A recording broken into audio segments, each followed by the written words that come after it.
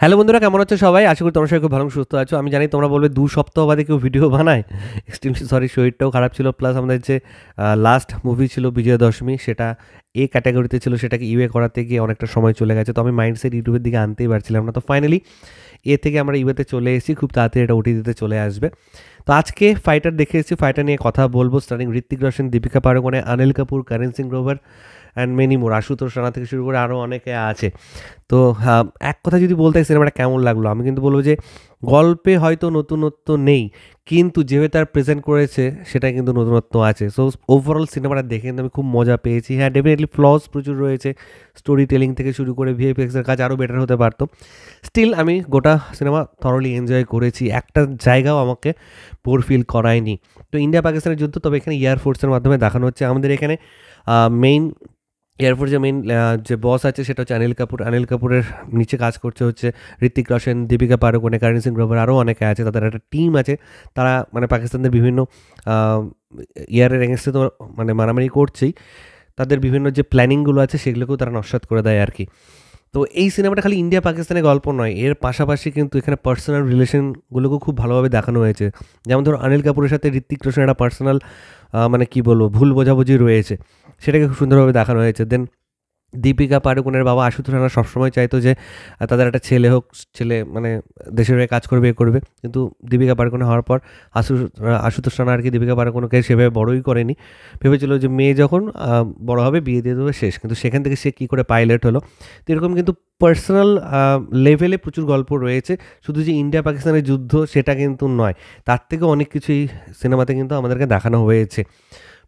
Positive দিক যদি বলতে হয়, ফার্স্ট টাইম বলবো যে ওভারঅল যে প্যাকেজিংটা সিনেমাটার খুব খুব খুব ভালো। আগেও বলেছি, এখনও বলছি, ভিএফএক্স কিন্তু আপ টু দ্য মার্ক সব জায়গায় নয়। স্টিল তারা যেটা আমাদেরকে দেখানোর চেষ্টা করেছে দেখে সত্যি খুব ভালো লাগে। ওভারঅল সিনেমাটার packaging super.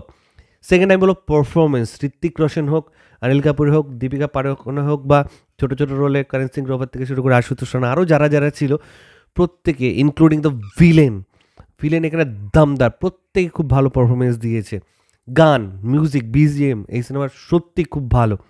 Overall picturization super. ভিএফএক্সে ল্যাক থাকলেও স্কেলটা খুব বড় করেই তারা ধরেছে কিন্তু। তো প্রচুর পজিটিভ দিক আছে এই সিনেমাটার মধ্যে। একটা সিঙ্গেল স্ক্রিন প্লেতেও তোমাকে বোর ফিল করাবে না। ইন্ডিয়াকে যতটা মানে টাইম স্পেস দেওয়া হয়েছে এই সিনেমাতে, পাকিস্তানের দিকটাও কিন্তু দেখানো হয়েছে। এমন না যে জাস্ট খবর আসছে এই হচ্ছে, তা না। পাকিস্তানের দিকে কী চলছে, তারা কি প্ল্যানিং করছে না করছে, সেই জায়গাটাও কিন্তু আমাদেরকে দেখানো হচ্ছে। এই হচ্ছে ওভারঅল মানে সিনেমার পজিটিভ দিক। নেগেটিভ দিক যদি বলতে হয় আমি তাহলে বলবো যে ভিএফএক্সের কাজ কুড হ্যাভ বিন বেটার। কিছু কিছু জায়গায় সত্যি মানে অ্যানিমেশন টাইপের মনে হচ্ছিলো, রিয়েলিস্টিক ফিলটা কোথাও গিয়ে হারিয়ে যাচ্ছিলো। সেকেন্ড আমি বলবো কিছু কিছু জায়গায় একটু মানে কী বলবো, ড্র্যাগি, মানে ওই জায়গাগুলো এডিট করে বাদ দেওয়া যেতে পারে। এই কারণে বলছি না যে ওই জায়গাগুলো বোরিং হয়ে গেছে, তা হয়েছে। আমার মনে হয়েছে ওই সিনেমাটা মানে মানে গল্প বলার ক্ষেত্রে ওইটুকুনি পোর্শন না থাকলেও হয়, ওটা গল্পটাকে অতটাও এগিয়ে নিয়ে যাচ্ছে না। দেখাচ্ছে খুব ইন্টারেস্টিং ওয়েতে, কিন্তু আমার মনে হয় না যে গল্পটা বলার ক্ষেত্রে, যে গল্পটা তুমি বলতে যাচ্ছ সেটার সাথে মানে সেটার মানে কী বলবো, কেটে বাদ দিয়ে দিলেও সেই পোর্শনটা তেমন কোনো মানে ইফেক্ট ফেলবে না গোটা সিনেমাটার ওপর। তো এরকম কিছু কিছু ড্র্যাগি পোর্শন রয়েছে, এক্সটেন্ডেড পোর্শন রয়েছে। একটা সিনকে অনেক আগেই কেটে শেষ করা যেত, তারপরেও মানে ডায়লগ চলে যাচ্ছে আর কি। দেন আমি বলবো যে এর যে মেন থিম সংটা আছে, ট্যা না না না না, ওইটা না সমস্ত ম্যাক্সিমাম জায়গায় ইউজ করা হয়েছে। তো কিছু কিছু জায়গায় ডেফিনেটলি খুব ভালো লাগছে, কিন্তু কিছু কিছু জায়গায় না খুব মনোটোনাসও লাগছিল। মানে সমস্ত কিছুতে, ইমোশনাল গানে হোক, দুঃখের গানে হোক, সেখানেও সেই থিম মিউজিকটাকে জোর জবরদস্তি ঢোকানোর চেষ্টা করছে। মিউজিক সিনেমাটা নো ডাউট খুব ভালো, কিন্তু হয় না যে থিম সংটাকে তুমি বারবার বারবার বাজাচ্ছ ব্যাকগ্রাউন্ডে, তখন কোথাও গিয়ে একটা মনোটোনাস ফিল করে। তো সেই ব্যাপারটা কোথাও গিয়ে এই সিনেমাটার মনে হয়েছে। Otherwise it's a very good film, very well made film. Siddharth Anand খুব ভালো ডিরেকশন দিয়েছে। ওয়ার, ঋত্বিক রোশন এবং সিদ্ধার্থ আনন্দের যে কেমিস্ট্রিটা ছিল, এখানে আরও একবার সেই কেমিস্ট্রিটা আমরা দেখতে পাচ্ছি। ডিরেক্টর এবং অ্যাক্টরের মধ্যে যে কেমিস্ট্রিটা হওয়া উচিত।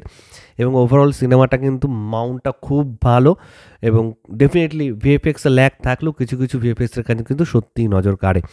এটা অনেকেই বলে টপ গান হ্যানা ত্যানা অন্য বিভিন্ন জায়গা থেকে ইন্সপায়ার্ড, ওই সব ভুলে যাও।